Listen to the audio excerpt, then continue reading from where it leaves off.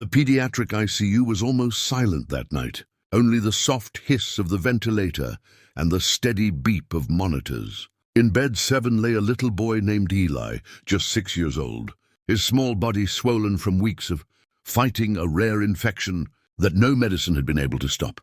His mother, Rachel, sat beside him in the same chair she hadn't left for 9 days. Her hand rested gently on his chest, rising and falling with each fragile breath.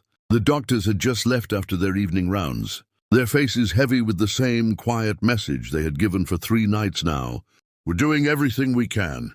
Rachel was 32, a single mom who worked 2 jobs to keep. Eli in the little apartment filled with his drawings and toy dinosaurs. She had always been the strong one, the one who smiled through every storm. But tonight her smile was gone. Only tears remained. She leaned close to Eli's ear and began to pray, the way her own grandmother had taught her softly, like speaking to a friend in the same room. "Dear God," she whispered, "you gave me this precious boy. You know every hair on his head. If it's time for him to come home to you, I will trust you. But if there's still one more day, you want him here with me, please. Please show us." The nurse on duty, Maria, stood quietly in the doorway watching. She had seen many mothers pray. Most stopped when the numbers on the monitors kept falling. But Rachel didn't stop. She kept praying, her voice steady even as tears fell onto Eli's blanket. "Lord, let him feel how much he is loved. Let him know he's not alone. And if you're willing, let your light come into this room tonight." At 2:14 a.m., the heart monitor began to slow. Maria stepped in quickly, adjusting the oxygen, checking the lines. Eli's temperature spiked again. His little chest struggled for every breath. Maria placed a gentle hand on Rachel's shoulder. "Rachel, honey, it might be time to call whoever you need." Rachel nodded slowly, but she didn't reach for the phone.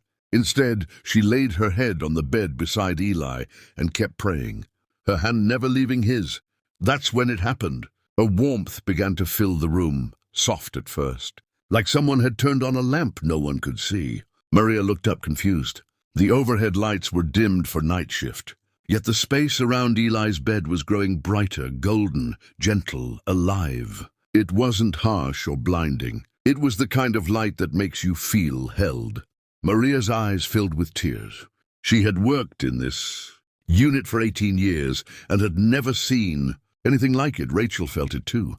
She lifted her head and saw Eli's face bathed in that beautiful glow. His breathing, which had been ragged moments before, began to even out. The numbers on the monitor that had been dropping paused, then slowly, impossibly started to rise.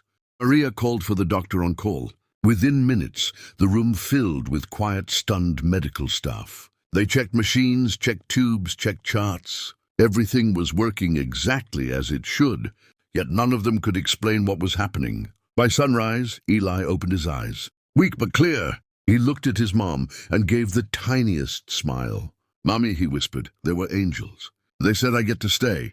The infection that had resisted every antibiotic began to retreat that day. Tests that had shown failing organs started showing improvement no one could understand. Within 2 weeks, Eli walked out of the hospital, holding his mother's hand and clutching his favorite stuffed dinosaur. The doctors wrote spontaneous recovery, etiology unknown, in his chart. But Rachel and Maria knew the truth. Years later, when Eli was 12, he and his mom went back to that same hospital to visit the children's ward.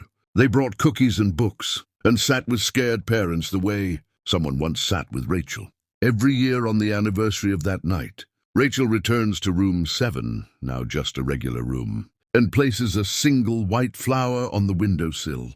She always whispers the same quiet thank you. Sometimes the night feels darkest, right before the light breaks through. Sometimes medicine reaches its limit, and love, faith, and a mother's whispered prayer reach further. Sometimes heaven doesn't shout a miracle. It simply fills a room with light no one expected, and gently says, "Not yet, little one. There's still more love waiting for you here."